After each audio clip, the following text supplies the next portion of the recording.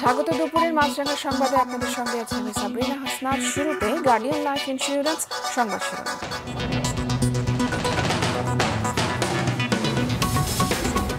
জুলাই গণহত্যার বিচার হবে আন্তর্জাতিক অপরাধ ট্রাইব্যুনালে, তদন্ত চলবে জাতিসংঘের তত্ত্বাবধানে, জানিয়েছেন আইন উপদেষ্টা। শেখ হাসিনা সহ 7 জনের বিরুদ্ধে হত্যা মামলা তদন্ত চলছে। সাবেক পুলিশ প্রধান সহ 17 কর্মকর্তার বিরুদ্ধে বিএনপির মামলা। এবং নরসিংদী, গাজীপুর, সাতক্ষীরা এবং শেরপুর কারাগারের 1049 জন বন্দী এখনো পলাতক, উদ্ধার হয়নি অস্ত্র, নিরাপত্তাহীনতায় এলাকাবাসী। দর্শক শুনছিলেন শিরোনাম, এবারে বিস্তারিত। জুলাই গণহত্যার বিচার আন্তর্জাতিক অপরাধ ট্রাইব্যুনালে নেয়ার সিদ্ধান্ত নিয়েছে সরকার। তদন্ত হবে জাতিসংঘের তত্ত্বাবধানে, জানিয়েছেন আইন উপদেষ্টা ডক্টর আসিফ নজরুল। মন্ত্রণালয়ের সভাকক্ষে সংবাদ ব্রিফিংয়ে তিনি কথা বলেন। জানান, ছাত্র আন্দোলনে 1 জুলাই থেকে ঢাকা শহরে যত মামলা হয়েছে তা আগামী 1 সপ্তাহের মধ্যে প্রত্যাহার করা হবে, আর 31 আগস্টের মধ্যে সারা দেশে সব মামলা প্রত্যাহার হবে। উপদেষ্টা জানান, সাম্প্রতিক সময়ে যে গণহত্যা হয়েছে তার বিচার আইসিটি আইনেই করা সম্ভব এবং এই বিষয়ে সিদ্ধান্ত হয়েছে। সেক্ষেত্রে সাবেক সরকারের যত উচ্চ পর্যায়ের কর্মকর্তা জড়িত থাকুক না কেন তাদের বিচার নিশ্চিত করা হবে। এসব বিচারের ক্ষেত্রে সর্বোচ্চ স্বচ্ছতা রাখা হবে। এই বৃহস্পতিবারের মধ্যে ঢাকা শহরে যে মিথ্যা এবং হয়রানিমূলক মামলা হয়েছিল সেগুলি প্রত্যাহার সম্পন্ন হবে এবং ইনশাআল্লাহ 31 আগস্টের মধ্যে সারা দেশে 1 জুলাই থেকে 5 আগস্ট পর্যন্ত এই গণ আন্দোলনের সাথে নেতৃত্ব দেওয়া, এই গণ আন্দোলনে আত্মদান করা, এই গণ আন্দোলনে অংশগ্রহণ করা মানুষের বিরুদ্ধে যে মিথ্যা এবং ষড়যন্ত্রমূলক মামলা ছিল সেগুলি 31 আগস্টের মধ্যে আমরা আশা করছি সেগুলি প্রত্যাহার সম্পন্ন হবে। ক্ষমতাচ্যুত প্রধানমন্ত্রী শেখ হাসিনা সহ 7 জনের বিরুদ্ধে রাজধানীর মোহাম্মদপুর থানায় হওয়া হত্যা মামলাটি তদন্তাধীন রয়েছে বলে জানিয়েছেন থানার ভারপ্রাপ্ত কর্মকর্তা। সকালে তিনি গণমাধ্যমকে জানান, আদালতের নির্দেশ অনুযায়ী নিয়মিত মামলা হিসেবে হত্যা মামলাটি রুজু করা হয়েছে। বর্তমানে সেটি তদন্তাধীন রয়েছে। পুলিশের গুলিতে মোহাম্মদপুরে আবু সায়েদ নামের এক মুদি দোকানের মৃত্যুর ঘটনায় আমির হামজা নামের একজন গতকাল সিএমএম কোর্টে মামলার আবেদন করেন। আদালত মামলাটি নিতে মোহাম্মদপুর থানাকে নির্দেশ দেন। সাবেক প্রধানমন্ত্রী শেখ হাসিনা, সাবেক সড়ক পরিবহন ও সেতুমন্ত্রী ওবায়দুল কাদের, সাবেক স্বরাষ্ট্রমন্ত্রী আসাদুজ্জামান খান কামাল, পুলিশের সাবেক আইজিপি চৌধুরী আব্দুল্লাল মামুন, ঢাকা ডিএমপি সাবেক কমিশনার হাবিবুর রহমান, অতিরিক্ত কমিশনার মোহাম্মদ হারুনুর রশিদ এবং যুগ্ম কমিশনার বিপ্লব কুমার সরকারকে মামলায় আসামি করা হয়। শেখ হাসিনার বিরুদ্ধে আরেকটি মামলা হচ্ছে। 2015 সালে রাজধানীর উত্তরা থেকে এক আইনজীবীকে গুম করার অভিযোগে তৎকালীন প্রধানমন্ত্রী শেখ হাসিনা, স্বরাষ্ট্রমন্ত্রী এবং আইনমন্ত্রী সহ 25 জনের বিরুদ্ধে ওই আইনজীবীর মামলা নেয়ার জন্য উত্তরা পশ্চিম থানাকে নির্দেশ দিয়েছে সিএমএম আদালত। এ নিয়ে সেখান থেকে সরাসরি জানাচ্ছেন আমাদের স্টাফ রিপোর্টার দাউদ হাসান। দাউদ, এই মামলায় আসামিরা যারা আছেন তাদের মধ্যে আর কে কে আছেন?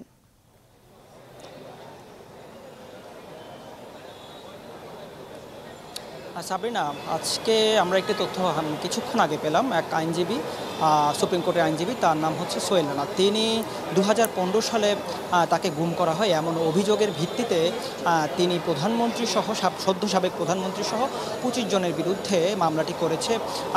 কিছুক্ষণ আগে তিনি আমাদেরকে এই তথ্যটি তিনি আমাদেরকে মিডিয়াদের সামনে তিনি আমাদের মিডিয়াকে জানিয়েছে। আমি যদি আপনাকে আরও একটু জানাই, তিনি মামলাটির অভিযোগে তিনি রেখেছেন হচ্ছে সাবেক স্বরাষ্ট্রমন্ত্রী আসাদুজ্জামান খান কামাল, সাবেক আইনমন্ত্রী আনিসুল হক, সাবেক আইজিপি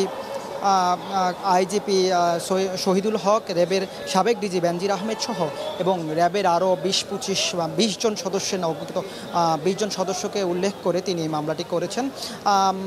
মামলায় আসলে তিনি উল্লেখ করেছেন 2015 সালে রাজধানী উত্তরা থেকে তাকে অপহরণ এবং গুম করে এবং প্রায় 6 মাস তাকে গুমে রাখা হয়েছে এমন অভিযোগ করেছেন তিনি। সেই অভিযোগের ভিত্তিতেই তিনি এই 25 জন সাবেক প্রধানমন্ত্রী সহ 25 জনকে আসামি করে তিনি এই মামলা করেন। আজ বুধবার আজকে ঢাকা মেট্রোপলিটন ম্যাজিস্ট্রেট ফারজানা শাকিলা সুমু চৌধুরীর আদালতে এই মামলার আবেদন করেছেন তিনি। বিচারক আসলে সকালেই মামলার পরেই তার জবানবন্দি নেওয়া হয় এবং জবানবন্দির পরেই সেটি মামলাটি গ্রহণ করে এই পক্ষ থেকে, আদালতের পক্ষ থেকে। আর আজকে আরেকটি বিষয় আমাদেরকে গতকালকে আইন মন্ত্রী এবং সালমানিফ রহমান গ্রেফতারের পর আজকে তাদেরকে কোর্টে উঠানোর কথা রয়েছে। আমরা দুপুর থেকে দেখেছি এখানে কোর্টে কড়া নিরাপত্তা রয়েছে এবং এখনও পর্যন্ত যদিও তেমন কোনো তাদের উঠানোর সেরকম কোনো তথ্য এখনও হাতে পাইনি, তবে এখনও পর্যন্ত যেটুকু জানতে পেরেছি 3টার পরে সম্ভবত তাদেরকে কোর্টে আনার কথা রয়েছে। ধন্যবাদ দাউদ। দর্শক, সিএমএম আদালত প্রাঙ্গণ থেকে জানাচ্ছিলেন আমাদের সহকর্মী দাউদ হাসান। সাবেক পুলিশ প্রধান চৌধুরী আব্দুল্লাল মামুন এবং সাবেক গোয়েন্দা প্রধান হারুনুর রশিদ সহ 17 পুলিশ কর্মকর্তার বিরুদ্ধে মামলা করেছে বিএনপির মামলা এবং তথ্য কর্মকর্তা সাবেক পুলিশ পরিদর্শক সালাউদ্দিন খান বাদী হয়ে পল্টন থানায় এই মামলা করেছেন।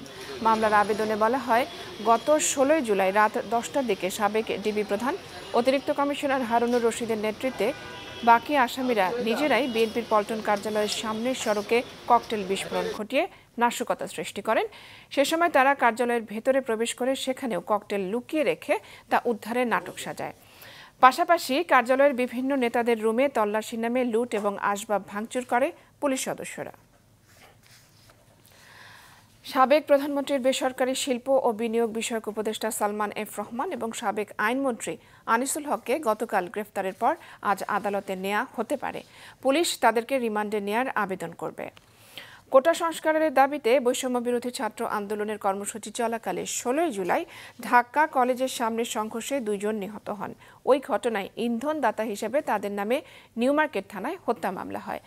গতকাল বিকেলে সালমান এফ রহমান এবং সাবেক আইনমন্ত্রী আনিসুল হককে সদরঘাট থেকে গ্রেফতার করে কোস্টগার্ড। পরে 2 জনকে পুলিশের হাতে তুলে দেয় তারা। মধ্যরাতে তাদেরকে ডিবির কাছে সোপর্দ করা হয়। গোয়েন্দা পুলিশ দুপুরের পর তাদের আদালতে হাজির করে রিমান্ড চাইতে পারে বলে জানা গেছে। মুক্তিযোদ্ধাদের তালিকা সংশোধন করবে সরকার, বাদ দেওয়া হবে ভুয়া মুক্তিযোদ্ধাদের, জানিয়েছেন মুক্তিযুদ্ধ বিষয়ক মন্ত্রণালয়ের উপদেষ্টা ফারুকী আজম। সকালে শহীদ মিনারে ভাষা শহীদদের প্রতি শ্রদ্ধা নিবেদন শেষে তিনি একথা জানান। বলেন, বিগত দিনে মুক্তিযুদ্ধকে ব্যবহার করে অনেকেই অপরাজনীতি করেছে। ভবিষ্যতে কেউ যাতে আর এমনটি করতে না পারে তা নিশ্চিত করা হবে। তিনি জানান, প্রকৃত মুক্তিযোদ্ধাদের যথাযথ সম্মান জানানো হবে। ভুয়া মুক্তিযোদ্ধাদের চিহ্নিত করে তাদের তালিকাও প্রকাশ করা হবে। ভুয়া মুক্তিযোদ্ধার বিষয়টার কথা তো বললাম, এটা সত্যটা তুলে ধরা হবে, আপনাদের কাছে তুলে ধরা হবে সত্যনিষ্ঠা, এবং সেটা সেই অনুযায়ী সংস্কার হবেই। এটাই এই ব্যাপারে আপনারা নিশ্চিত থাকেন। অন্তর্বর্তী সরকারকে সব ধরনের সহযোগিতার আশ্বাস দিয়েছে ভারত, যুক্তরাজ্য এবং সৌদি আরব। সকালে পররাষ্ট্র মন্ত্রণালয়ে উপদেষ্টা মোহাম্মদ তৌহিদ হোসেনের সাথে দেখা করেন সৌদি রাষ্ট্রদূত ইসা বিন ইউসুফ আল দুহাইলান। আজ থেকে বাংলাদেশি কর্মীদের ভিসা দেওয়া শুরু হয়েছে বলে জানান তিনি। এরপর যুক্তরাজ্যের হাইকমিশনার সারা কুক দেখা করেন উপদেষ্টার সাথে। বলেন, আইন শৃঙ্খলার উন্নতি এবং গণতান্ত্রিক ধারা ফিরিয়ে আনতে সহযোগিতার বিষয়ে আলোচনা হয়েছে। ভারতের হাইকমিশনার প্রণয় ভার্মা গণমাধ্যমকে জানান, অন্তর্বর্তী সরকারের সঙ্গে কাজ চালিয়ে যাবে দিল্লি। ভারতে অবস্থানরত শেখ হাসিনার বিষয়ে কোনো আলোচনা হয়নি বলেও জানান তিনি। Fulfill the shared aspirations of our people for peace, security and development, and we also conveyed our intention to engage with the new government. The interim government has the UK's support as it works to restore peace and order, ensure accountability and chart a peaceful pathway to an inclusive, prosperous and democratic future for the people of Bangladesh. Today we resume issuing the visa. We are issuing regularly more than 5,000 working visa every day. দেশে সাম্প্রতিক সহিংস পরিস্থিতিতে আগুন এবং ভাঙচুরের ঘটনায় এখনও পলাতক নরসিংদী, গাজীপুর, সাতক্ষীরা, শেরপুর কারাগারের অনেক আসামি। উদ্ধার হয়নি লুট হওয়া সব অস্ত্র। এতে নিরাপত্তাহীনতায় রয়েছেন এলাকাবাসী। প্রতিনিধিদের পাঠানো তথ্য ছবি নিয়ে ডেস্ক রিপোর্ট।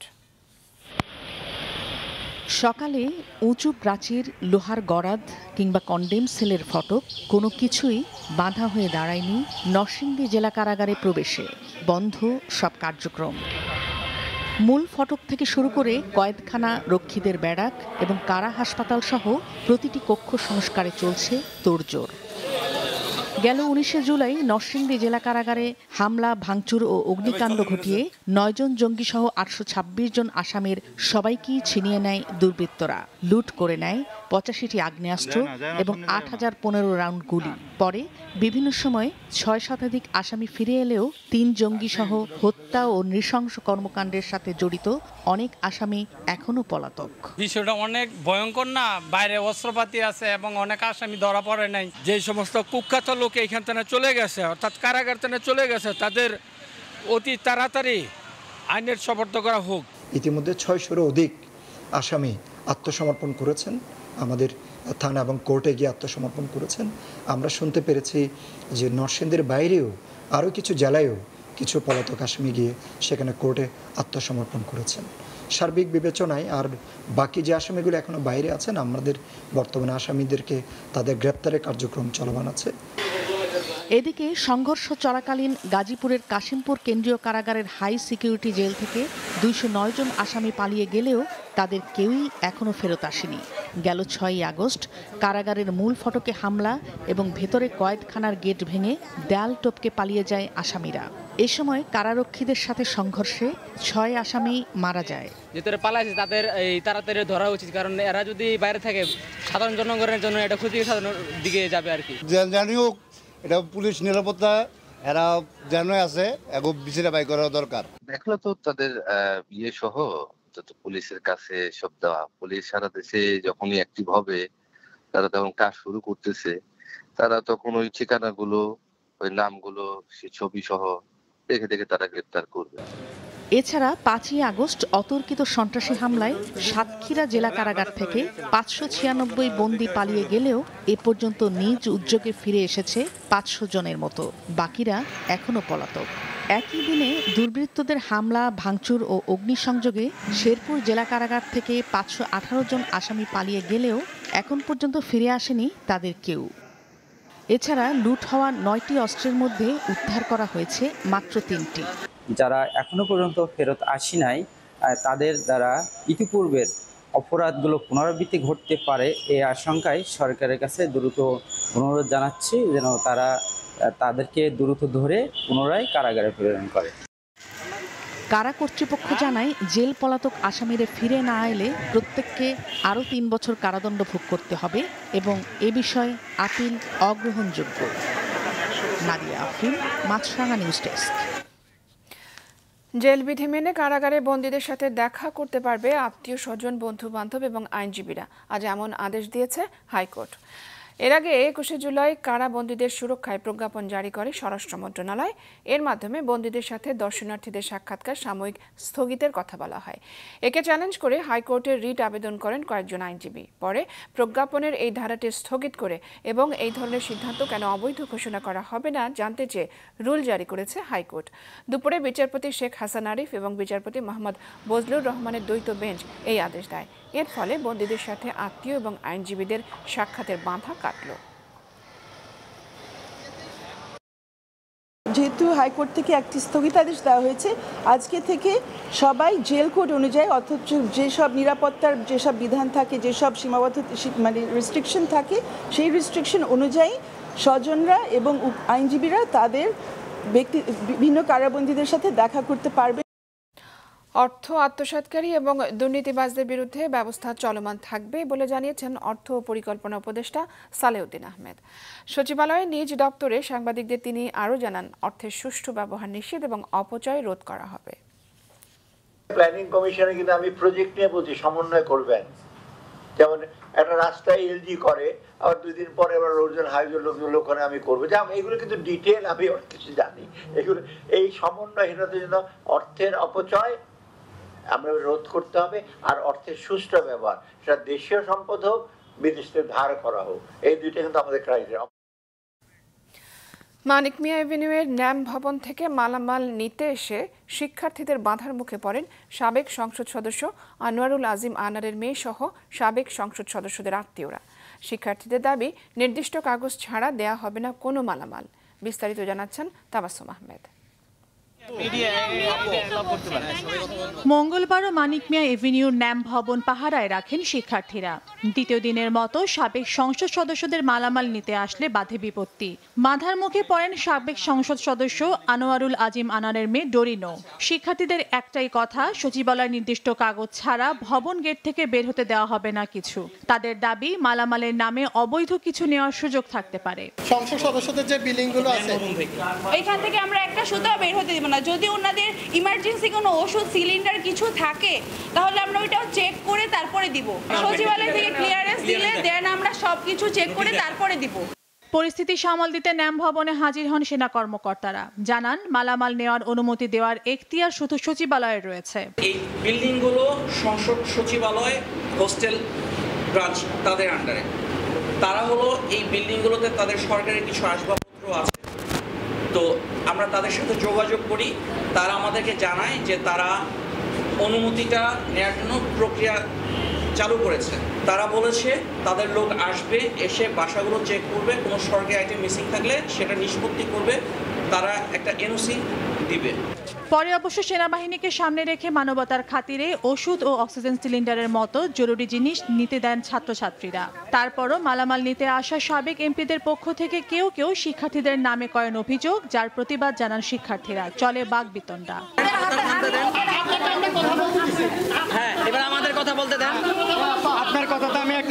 স্টুডেন্টরা আমার উপর মার মুখী হয়ে আসে। উনি যে মিথ্যা কথা বলছে, ওটার প্রুফ আমাদের কাছে আছে।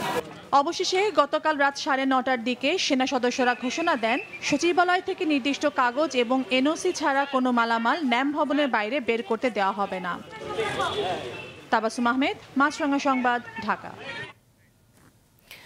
আন্দোলনের মুখে শেখ হাসিনা সরকারের পতনের পর এবারে টুঙ্গিপাড়ায় ভিন্ন প্রেক্ষাপটে পালন করা হবে বঙ্গবন্ধু শেখ মুজিবুর রহমানের ৪৯তম শাহাদাত বার্ষিকী।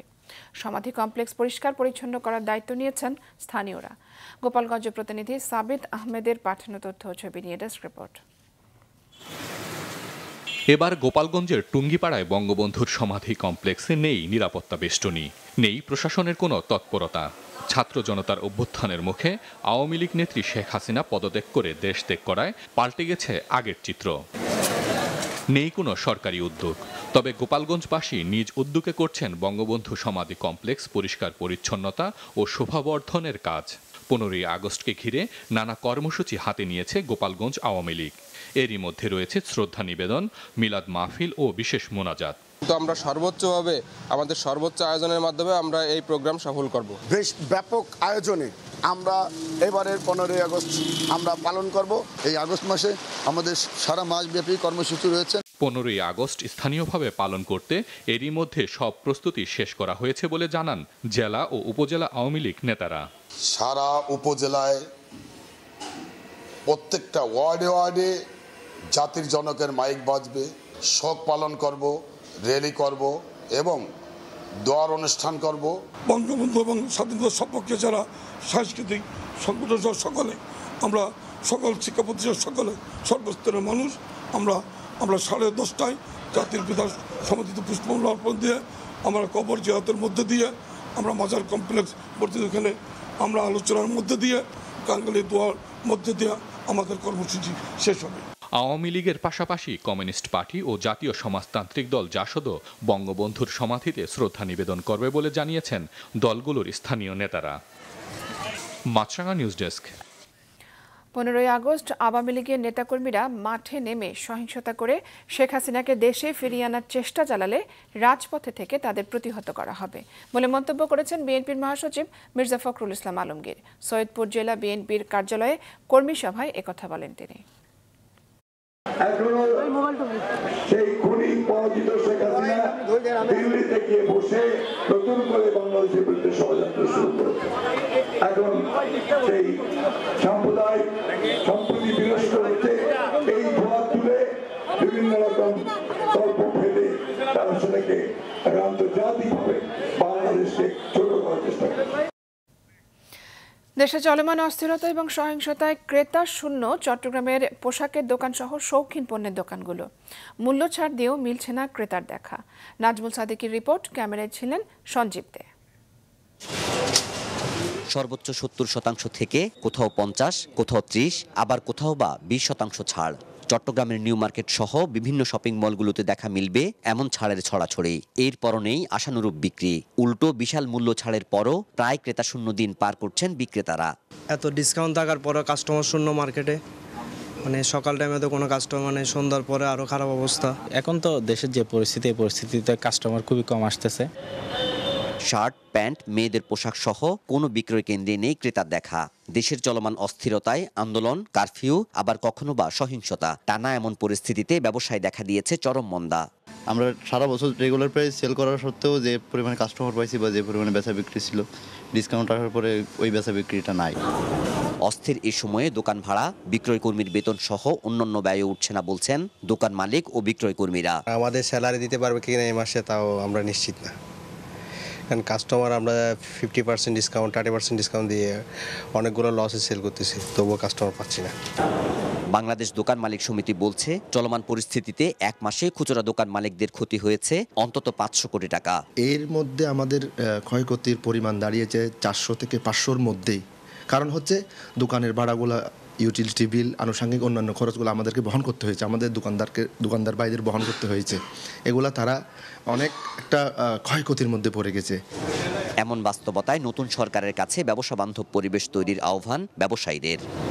নাজমুল সাদিকি, মাছরাঙ্গা সংবাদ, চট্টগ্রাম। দুপুরের সংবাদ শেষ করছি, যাবার আগে গার্ডিয়ান লাইফ ইন্স্যুরেন্স সংবাদ শিরোনামগুলো জানিয়ে দিচ্ছি আরও একবার।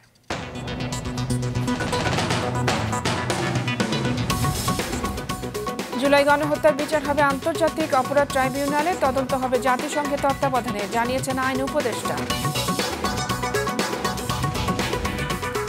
শেখ হাসিনা সহ 7 জনের বিরুদ্ধে হত্যা মামলা তদন্ত চলছে। সাবেক পুলিশ প্রধান সহ 17 কর্মকর্তার বিরুদ্ধে বিএনপির মামলা। এবং নরসিংদী, গাজীপুর, সাতক্ষীরা ও শেরপুর কারাগারের 1049 জন বন্দী এখনো পলাতক। উদ্ধার হয়নি অস্ত্র, নিরাপত্তাহীনতায় এলাকাবাসী। এই ছিল এখনকার মতো। ফেসবুকে আপডেট পেতে ভিজিট করুন মাছরাঙা টেলিভিশনের পেজে। ইউটিউব চ্যানেলেও দেখতে পারেন আমাদের সংবাদ, প্রতিবেদন এবং অনুষ্ঠান। আমাদের পরবর্তী সংবাদ বিকেল 5টায় দেখার আমন্ত্রণ রয়েছে।